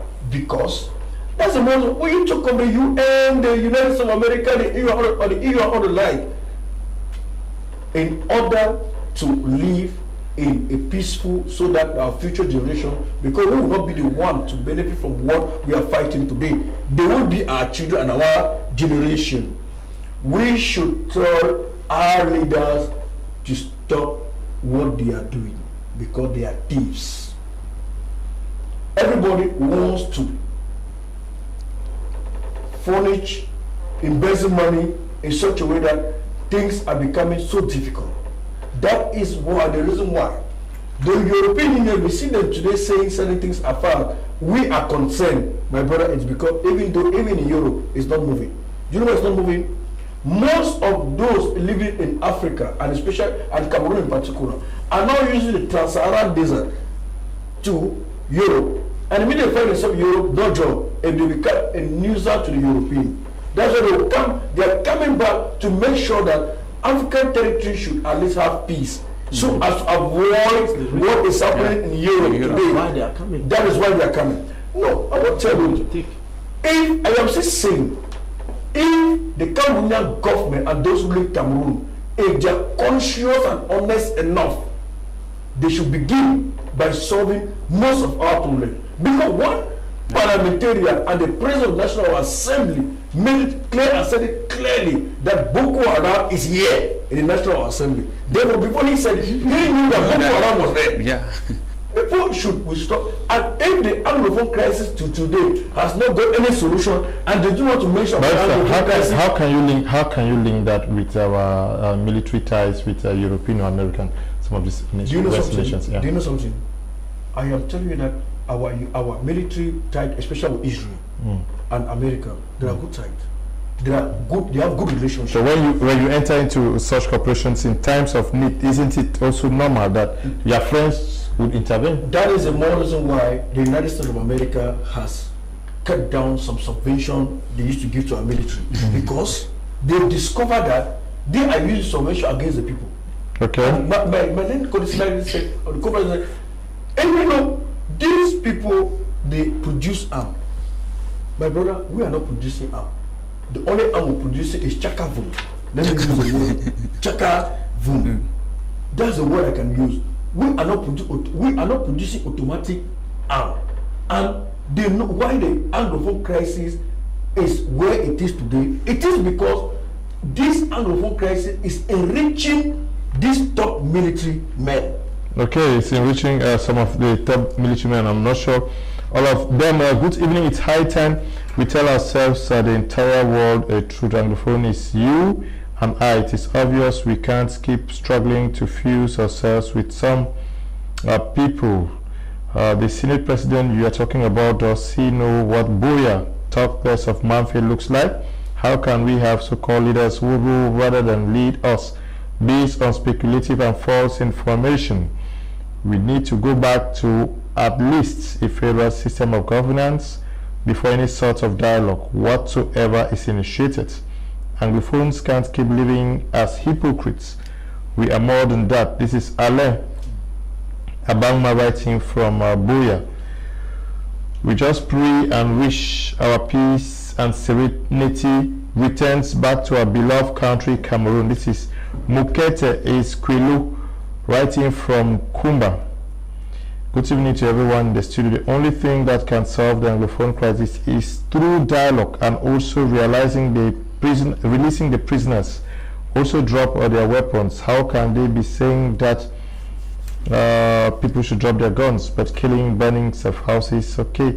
Also, many persons of CPDM supporters support the president every day because they are not facing difficulties. More so, my brothers passed away. We share in your difficult times. More so, my brother passed away on the 20th of May in Batibo. Again, I plead that the head of state, if he was in need of, I could have offered him because it keeps everybody back. Thanks. Bruno, writing from Limbe. Okay, it's normally called Nema Junior.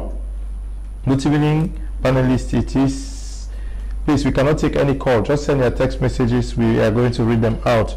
Good evening, panelists. It is the end time for the regime. Any delegation from the EU would be corrupted by the regime. Dialogue was possible when there was no war. Now that there is war, ceasefire has to be made and then negotiation takes place at a neutral ground. This is Tim Richard writing from Bamenda. Now, almost everybody is according on one fact in the studio that there is no need for foreign intervention because they come for their interest.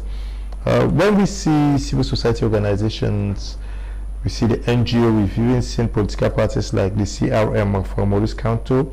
He's taken some ministers in this country to France, Nicot in France. We've seen them do submissions in some other countries out of Cameroon. Is it an act of desperation, or why do civil society agents or activists think that solace can only come from out of Cameroon? Yes, Cameroonians are frustrated. The government has frustrated all the effort. Look at somebody like Justice Ayapol. Yeah. Look at somebody like Abobala and a litany of others that the government has frustrated because their ideas were strong, genuine, and honest. They frustrated them. They have made strong recommendations to the government. The government has failed to adhere to those recommendations. We know of journalists, they are always on air. They've made good proposals. The government is not taking. Instead, they send the military after these people. They detain them, they imprison them. So we should be honest. We should first of all accept what we ourselves can tender, what we can produce. We don't believe in our intellectuals. We don't believe in them, because if we believe in our intellectuals, we will not wait for the United Nations, to the African Union, which has failed. We will not wait on the US. We will not wait on the European countries to come and solve our problems. So taking our issues to the United Nations, to all those places where you just mentioned, is an act of frustration and desperation, because our own leaders are not willing. If you look at it very well, the US, the European Union, and other countries, they have been on the fence waiting to see what the head of state will do. But it appears that but we've seen cases like in Burkina Faso, where the civil society took their responsibility and brought the regime of former President Blaise Compaoré to an end. They did not necessarily invite the international community to come to their rescue. It is coming. You know, the Cameroonians are different. Okay. I was talking on another platform. I made mention, we will not expect what has happened in Sudan or what has happened in Algeria to happen in Cameroon. We will not expect that, because we are different. We are peculiar.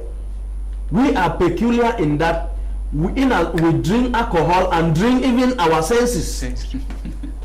we take alcohol and drink plus our senses. Okay. So we don't do things the way other people will do them. If what is happening in Cameroon, if it were to happen in Nigeria, we will not be talking here. It will be another ball game. Okay. So they are desperate. Let me learn. They are desperate.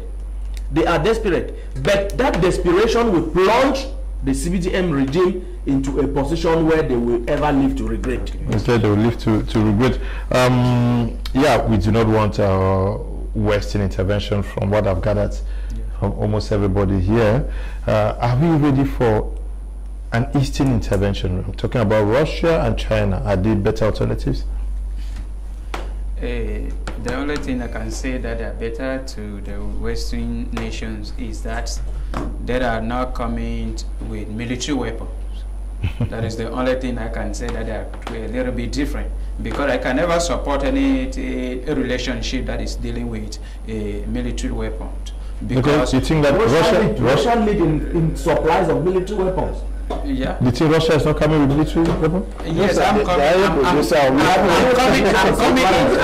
in because I was looking at Cameroon with the relationship between Cameroon and China. That is where I started my DC. Okay. So I'm saying that with China, I'm okay with, because they are taking just maybe the economic part of the nation, but they are not killing.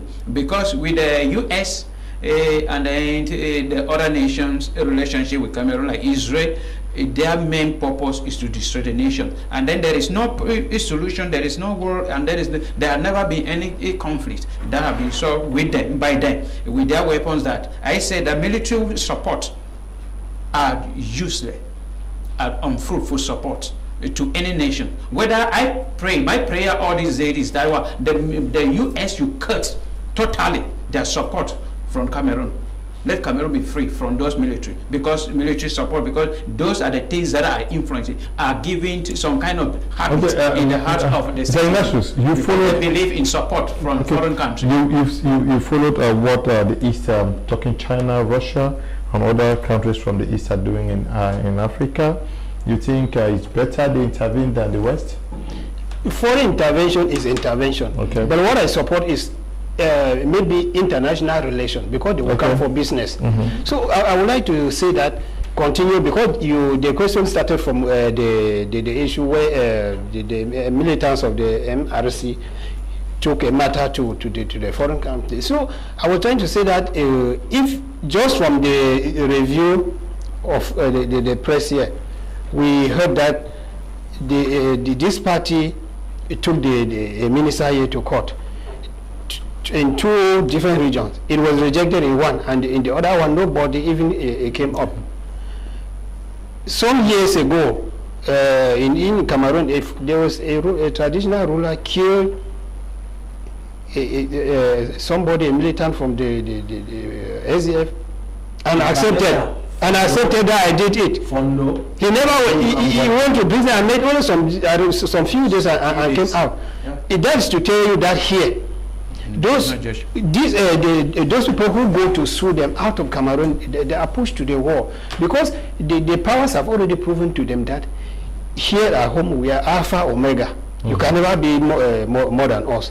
So these people, I don't blame them for going out of. So you say Eastern intervention. I don't want Eastern intervention, but I want international relation. Let them come for business, like China, as he has just said, and other countries like Lebanon. Okay, Barrister, your take on Chinese presence in Africa? You know, the worst affair we ever had in Africa is that of accepting Chinese in Cameroon. Okay. I have been with them. I'm working with some of them, and I know how they behave, especially Lebanon. For example, you see what our girls went through in Lebanon, where the way they were treated, and you get to the extent. Let us tell the case in Kuwait, even in China, where one Zimbabwean was tortured to death in China. You know, it's better to treat with the European Union, which is doing business, than to treat with China. Because if you see the way our girls today are dressing, the type of dressing today, the type of dress they have today is as a result of the Chinese. For example, you will discover that, my brother, it's better to treat with the European or the Americans than to treat with the Eastern world, especially China, because China is not coming to help Cameroon. For example, I will tell you what is happening in our timber in Cameroon. The illegal transportation of timber in Cameroon. If you get to, you discover that the Chinese are the number one of the illegal transportation of timbers in Cameroon, and they do it in such a way that tomorrow even our guava trees, they will want to transport our guava trees. They say we don't have guava again. We'll come to today. We do not have. If you take any taxi today or maybe any bike today, we'll tell that I do not have. Je n'ai pas de money. I do not have change. Where is yes, where are our coins? They are all in China. I'm telling you, China is not coming to help Cameroon. And before I was told international relationship, there's no friendly relationship, no one. Because everybody is coming for his own profit. For example, if China is sending its people to Cameroon today, I mean all over the world, because of the overpopulation of China in China. That's the reason why. That's the reason. So there is nothing. China, be whosoever. I am not in. I am not. We saw the intervention of Russia in Syria. And the worst set of people in life is the Russian nation. Okay? Look at what is happening in Ukraine. I mean, the worst set of people is Russia. For example, if you see what is happening in Ukraine today, what is happening in Syria today, I didn't be that they wanted this problem to be solved. For as far as the European Union, the OTAN wanted it to be solved, you will discover that if Russia didn't put his hand in this issue, this problem would have been solved long. And I believe that there are certain countries Russia is that country in this world that will want to rule the people. For example, Russia, things are not moving in Russia. And they want to recolonize Africa. That's the more reason why Russia have decided to give its own support to the Central African Republic in the name of solving the problem of the Baraka and the Seneca. I'll tell you no. The issue here, they are preparing for another third world war. And we Africans, we should not fall into that trap. We should not be part of it. We should keep Russia away from us, China away from us. Do you know something? It's better to deal with the devil you know than the angel you do not know at all. For example, Russia is not a good partner for Africa. No, I'll tell you completely no. China in question is not also a good partner for Africa. China has come to destroy Africa. They have come to destroy Africa. I'm telling you, you will not understand. For example, the prices of wood, of timber, the Chinese transport from Cameroon to Africa, the prices are being determined by them. Everything being determined by them. Okay. Do you know something?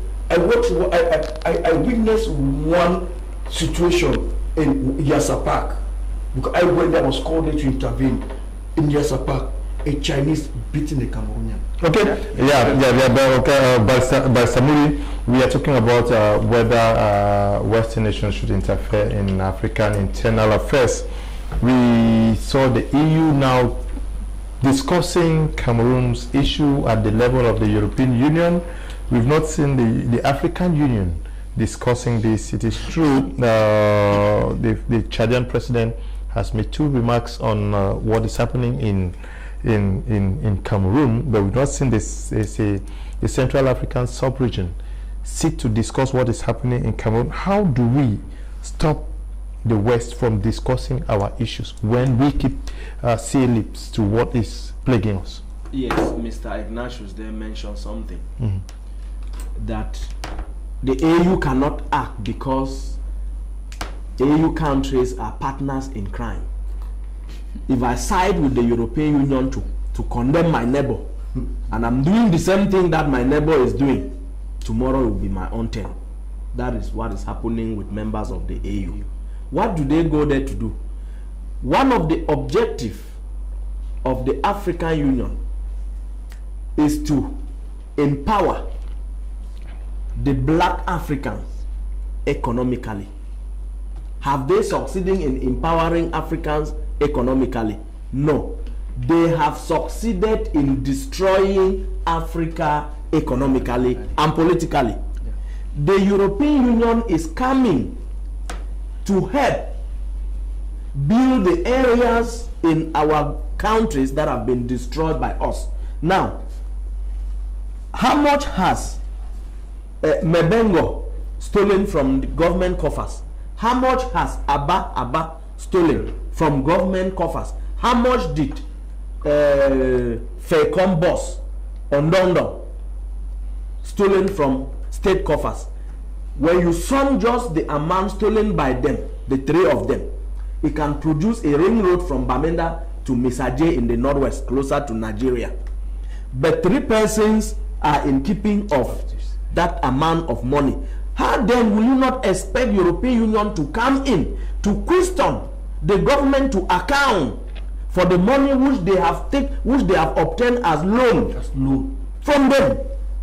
You know, I can better insure my debtor to stay alive and pay my debt than to allow him die. Yes? Yes, in insurance law, you can insure your debtor to continue to be alive. In case he die accidentally, an insurance company should come in and pay my money. Now, they are coming to secure their investments in Africa. The Bonaberry Bridge, who are the major sponsors? The European Union. The European Union. Do you expect now that there should be war in this country and the bridge will be destroyed and Cameroon government will not be able to pay their debt? That is not accepted. It's not accepted. That is why they are focusing in Africa. Africa is owing. Look at China. China is already taking key position in the police in some of the African government. Okay. They want to recover their money, so they have started appointing Chinese as commissioners of police. To be how can you appoint a Chinese man in your country to be a commissioner of police? That is where Cameroon is heading to. So many people are in Kondangi with monies with them. They are using this money to feed themselves in Kondangi. Instead of detaining them with the monies with them, freeze their asset. Okay. Or sell the properties and return the money to the state treasury rather than keep them in jail with the monies. I think we Africans are the problem. We should stop blaming the Western world for nothing. It is. Is it the Western world that asked the military to go and burn houses in the northwest and southwest? This is Fokala writing from Douala. Good evening. EU has nothing to do with African problems. In the case in Cameroon, enough is enough. Let them come. Mr. Marcel writing from Kumba.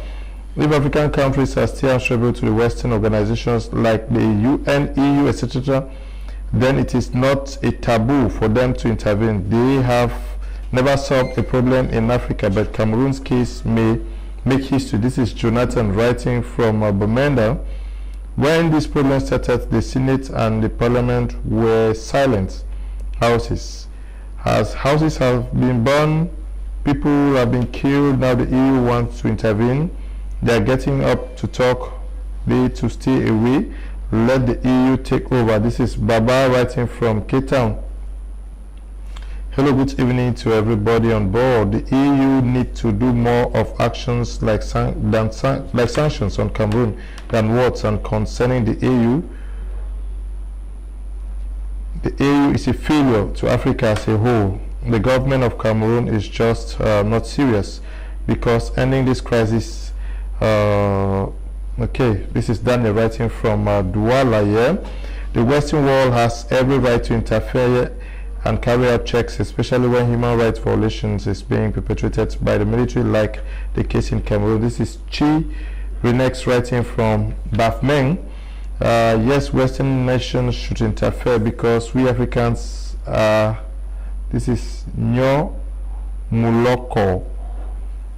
Let the Cameroon government come down from their high horse. The government is nothing to write home about. The government is selfish and howless. It is Crawford writing from Douala. We are out of time.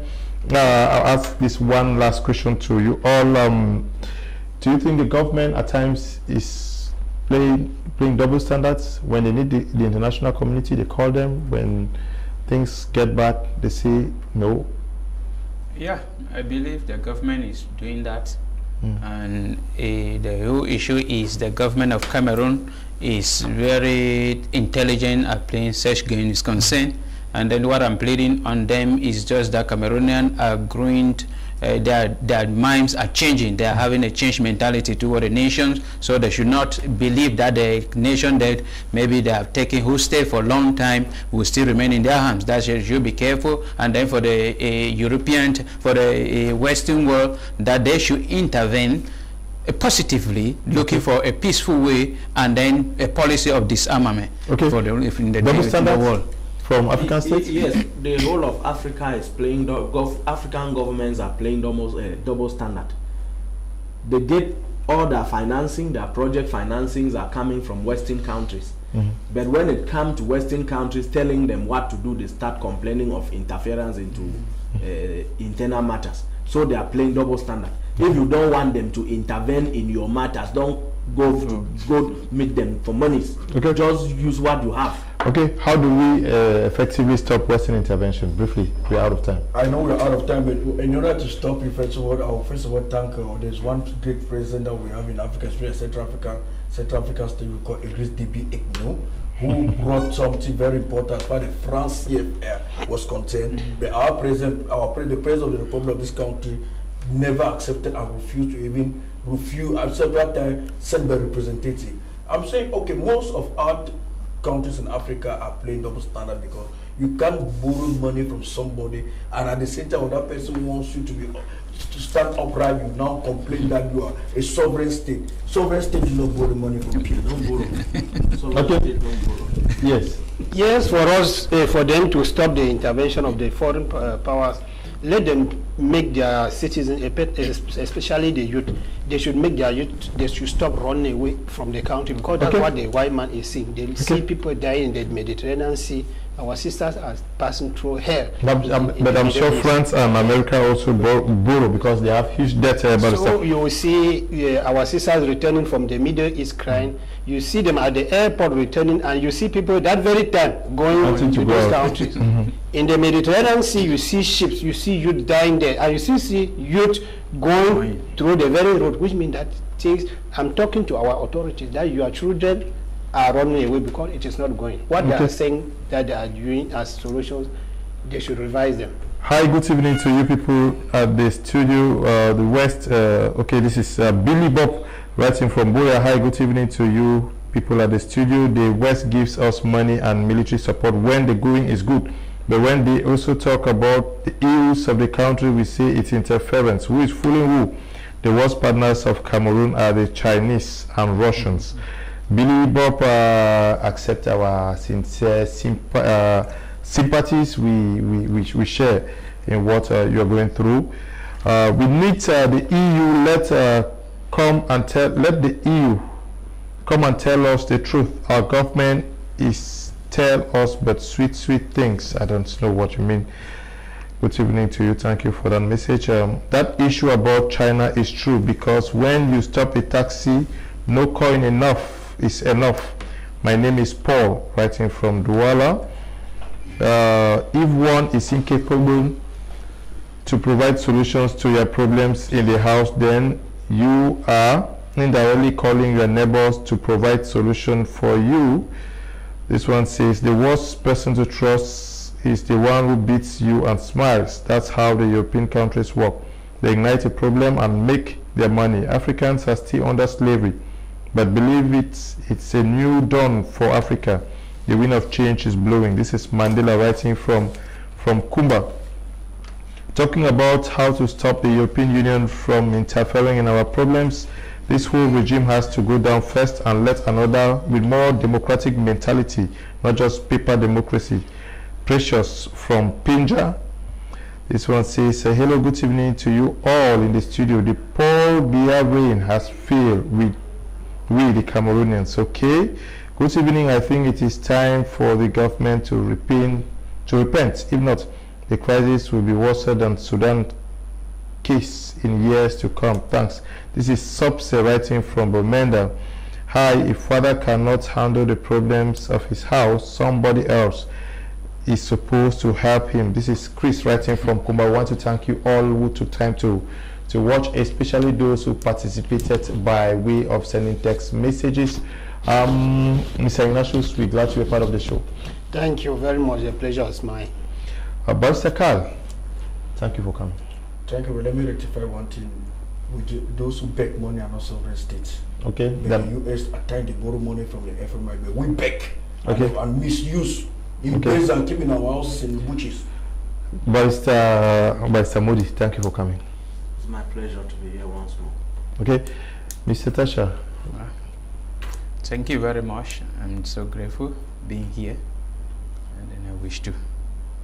We equally want to say we are very, very grateful to the technical team for doing everything possible for us to have had a successful program. Stay tuned to more programs on My Media Prime. Stay blessed. Bye-bye.